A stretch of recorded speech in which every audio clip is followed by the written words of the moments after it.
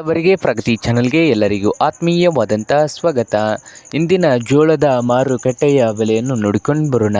ಇನ್ನೂ ಯಾರು ಹೊಸದಾಗಿ ನಮ್ಮ ಯೂಟ್ಯೂಬ್ ಚಾನಲ್ ನೋಡ್ತಾ ಇದ್ದರೆ ತಪ್ಪದೇ ಸಬ್ಸ್ಕ್ರೈಬ್ ಆಗಿ. ನಾವು ಪ್ರತಿದಿನ ಮಾರ್ಕೆಟ್ಗಳ ಬೆಲೆಗಳ ಅಪ್ಡೇಟ್ ನೀಡ್ತಾ ಇರ್ತವೆ. ಚಾನಲನ್ನು ಈಗಲೇ ಸಬ್ಸ್ಕ್ರೈಬ್ ಆಗಿ.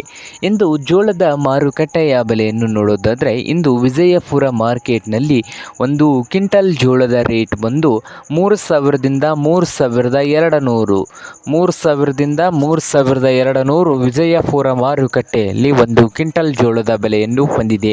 ಹಾಗೆ ಹುಬ್ಬಳ್ಳಿಯ ಮಾರುಕಟ್ಟೆಯಲ್ಲಿ ಒಂದು ಕ್ವಿಂಟಲ್ ಜೋಳಕ್ಕೆ 1,800ದಿಂದ 4,000 ರೂಪಾಯಿ, 1,800ದಿಂದ ಹಿಡ್ಕೊಂಡು 4,000 ರೂಪಾಯಿವರೆಗೆ ಹುಬ್ಬಳ್ಳಿಯ ಮಾರುಕಟ್ಟೆಗಳಲ್ಲಿ ಒಂದು ಕ್ವಿಂಟಲ್ ಜೋಳದ ಬೆಲೆಯನ್ನು ಹೊಂದಿದೆ.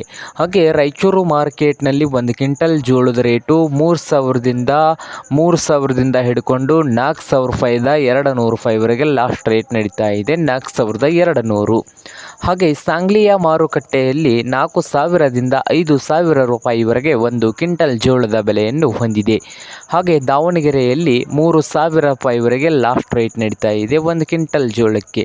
ಹಾಗೆ ಕಲಬುರಗಿಯಲ್ಲಿ ನೋಡುವುದಾದರೆ ಒಂದು ಕ್ವಿಂಟಲ್ ಜೋಳದ ರೇಟು 3,000ದಿಂದ 3,800 ರೂಪಾಯಿವರೆಗೆ ಲಾಸ್ಟ್ ರೇಟ್ ನಡೀತಾ ಇದೆ.